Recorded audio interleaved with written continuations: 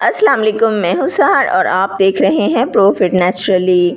नाज़रीन, आज की वीडियो में हम आपके लिए लेके आए हैं बहुत ही शानदार कुकिंग टिप्स। नरम और फूली हुई रोटियां पकाने के लिए। रोटियां सारा दिन खुश्क नहीं होंगी। आम तवे को नॉन स्टिक बनाने के लिए। तवा बार बार जंग आलूद होता हो। बिरयानी के चावल देगची पर चिपक जाएं और ऐसी मज़ीद कई टिप्स के लिए वीडियो को आखिर तक देखना मत भूलिएगा। लेकिन अगर अभी तक आपने चैनल को सब्सक्राइब नहीं किया तो चैनल को फ़ौरन सब्सक्राइब कर लें।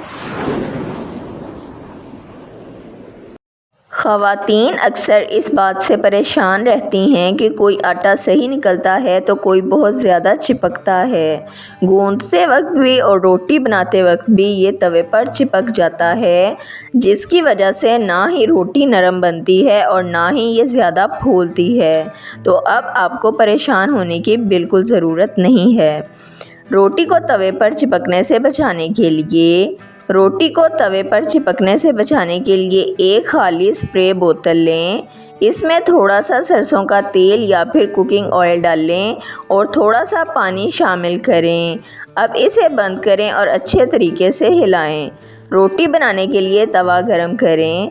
जब तवा गरम हो जाए तो इस पर इस बोतल से तेल और पानी का ये स्प्रे छिड़क दें। अब इस पर रोटी डालें। ना ही ये चिपकेगी और ना ही कड़क होगी और बहुत ही आसानी से नरम मुलायम और फूली हुई रोटी बन जाएगी। तो ये स्प्रे बनाकर रख लें और जब भी रोटी बनाएं तो इसको तवे पर ज़रूर छिड़कें।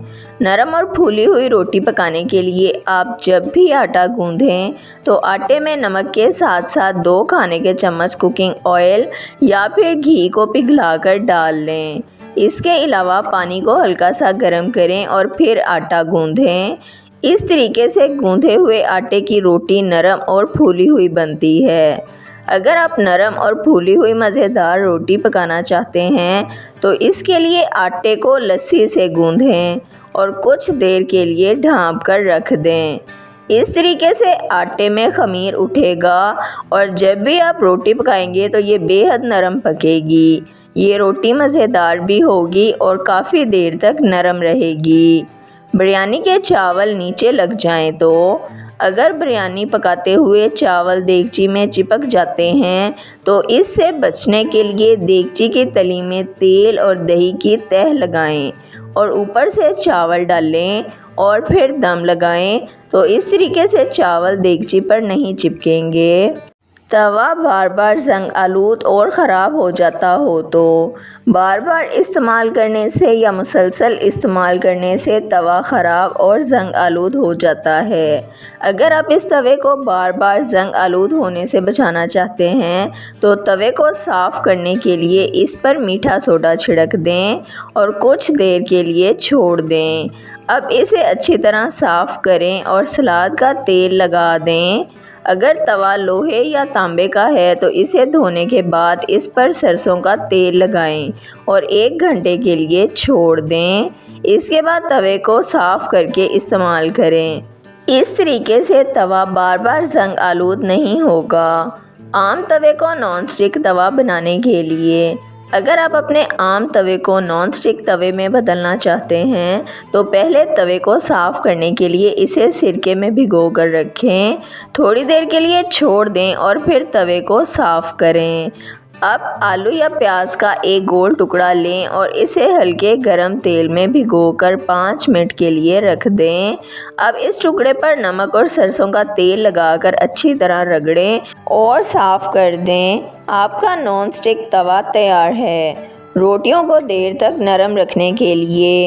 अगर आप रोटी को सारा दिन नरम रखना चाहते हैं तो आटे को लस्सी से गूंदें या फिर आटा गूंदते हुए इसमें 2 चम्मच तेल या गरम घी शामिल कर दें। इससे रोटी नरम और फूली हुई बनेगी। लेकिन अगर आप इसी रोटी को सारा दिन नरम रखना चाहते हैं तो रोटियों को डब्बे में बंद करते हुए इसमें अदरक का एक छोटा सा टुकड़ा भी रख दें। इससे रोटियां सारा दिन नरम रहेंगी और खुश्क भी नहीं होंगी। वीडियो को लाइक शेयर और सब्सक्राइब कर दें। बेल आइकन को दबा दें ताकि आपको हमारी आने वाली तमाम वीडियोस का नोटिफिकेशन सबसे पहले मिलता रहे। वीडियो को अपने फ्रेंड्स और फैमिली के साथ ज़रूर शेयर करें ताकि वो भी इन कीमती टोटकों से फ़ायदा उठा सकें। अगर आप भी किसी मसले का हल जानना या बताना चाहते हैं तो कमेंट सेक्शन में लिख दें। अपना ख्याल रखिएगा। हमें इजाज़त दीजिए।